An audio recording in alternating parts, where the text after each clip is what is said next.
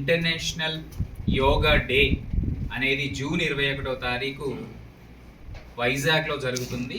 మన గౌరవనీయులు ప్రధానమంత్రి గారు, మన గౌరవనీయులు రాష్ట్ర ముఖ్యమంత్రి గారి ఆధ్వర్యంలో వైజాగ్లో 5 లక్షల మంది ప్రత్యక్షంగా యోగా, రాష్ట్ర వ్యాప్తంగా 2 కోట్ల మంది యోగా చేయడానికి సన్నాహాలు చేస్తూ ఉన్నాం. దాంట్లో భాగంగానే మనము అంగన్వాడీ టీచర్స్, హెల్పర్స్, ఆశా, ఏఎన్ఎంలతోని మదనపల్లిలో 6,000 మందితోని మనము యోగా చేయడం జరిగింది.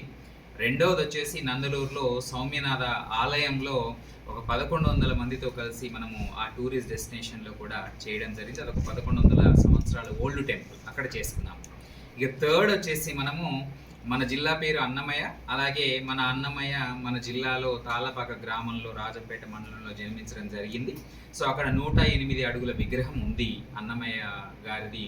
సో వారి అక్కడ ఆ టూరిస్ట్ డెస్టినేషన్లో కూడా మనము 7వ తారీఖు ఇంటర్నేషనల్ డే ఆఫ్ యోగా జరుపుతున్నాం. మరి 617వ జయంతి ఉత్సవాలు జరుపుకుంటున్నాము అన్నమయ్యది. సో దానికి అనుగుణంగానే అక్కడ స్పేస్ కూడా అంతే ఉంది, ఎక్కువ లేదు. 617 మందితో యోగా చేస్తున్నాము. దాంతోపాటు వారు 32,000 సంకీర్తనలు రాయడం జరిగింది. సో వెంకటేశ్వర స్వామి గురించి ఆ 32,000 సంకీర్తనలకు అనుగుణంగా మన జిల్లా వ్యాప్తంగా 32,000 మందితో యోగా చేయిస్తున్నాము. సో ఈ రెండింటినీ కూడా పెద్దగా వాటిని చేస్తున్నాము. అంటే ప్రతి మండలంలో 1000 మందితో, మున్సిపాలిటీలో ఒక 1000 మందితో, ఆ విధంగా కలుపుకొని మనం 32,000 మందితో యోగా చేస్తున్నాము.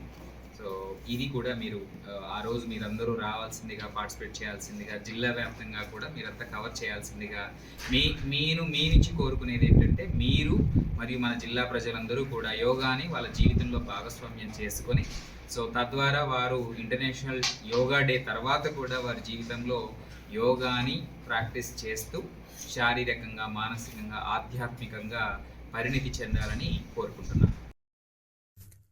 కడప జిల్లాలోని మరిన్ని వార్తా విశేషాల అప్డేట్స్ కోసం మా SCN న్యూస్ ఛానల్ను తప్పకుండా చూడండి.